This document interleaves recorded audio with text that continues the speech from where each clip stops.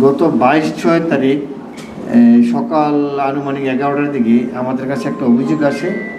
এক ড্রাইভার যে 2006 মডেলের এক্স করোলা গাড়ি, সে ঢাকা থেকে ভাড়া নিয়ে এখানে নারায়ণগঞ্জ আদালত চত্বরে আসে। সে আবার ভাড়া নিয়ে চলে যাবে। তো গাড়ির তার প্রাইভেট কারটা রেখে সে চা খাওয়ার জন্য 10 মিনিটের জন্য বাইরে আসে। চা খেয়ে গিয়ে দেখে যে তার গাড়িটি আর ওই জায়গায় নেই। এখন তারপর সে খোঁজাখুঁজি করে দেখে তার গাড়িটা সে পাচ্ছে না। পরে সে পুলিশ সুপারের কার্যালয়ে আমার কাছে সে অভিযোগ করে। আমরা তাৎক্ষণিক তাকে ফতুল্লা থানায় পাঠিয়ে একটা মামলা রুজু করি। মামলা রুজু করার পরে ফতুল্লা থানার একটা চৌকস টিম এই গাড়ি উদ্ধারের জন্যে কাজ শুরু করে, এবং কাজ শুরু করতে গিয়ে পুরা গাড়ির চক্র একটা উদ্ধার করেছে, যারা আন্তজলা গাড়ি চোর চক্র। তারা বিভিন্ন সময় গাড়ি চুরি করে থাকে এবং তারা স্বীকার করেছে বিষয়টা।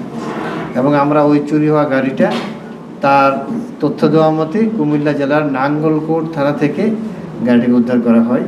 সবচেয়ে মজার বিষয় হলো এই যে ওখানে গিয়ে আরও একটা গাড়ি পায়, তারপর যে গাড়ি নিয়ে যায় তার হেফাজত থেকে আরও একটা পায়। তার মানে আমাদের কাছে চোরাই গাড়ি সহ মোট 3টা গাড়ি আছে যারা এই পূর্বে এই গাড়িগুলি চুরি করেছে।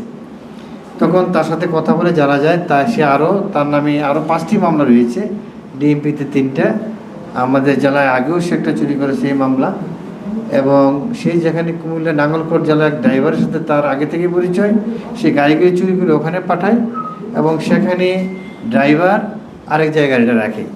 কিছুদিন পরে খোঁজাখুঁজি শেষ হলে গাড়িটা বিক্রি করে।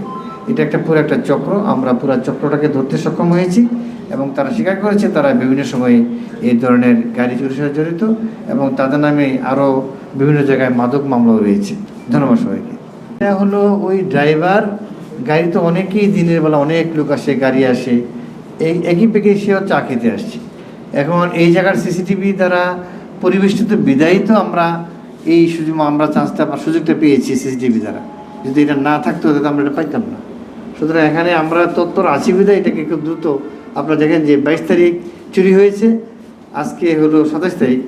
আমরা ইতিমধ্যে কিন্তু এটাকে নিয়ে এসেছি এবং পুরো চক্রটাকে আমরা ধরে ফেলেছি। নিরাপত্তা ব্যবস্থা অলরেডি জোরদার আছে।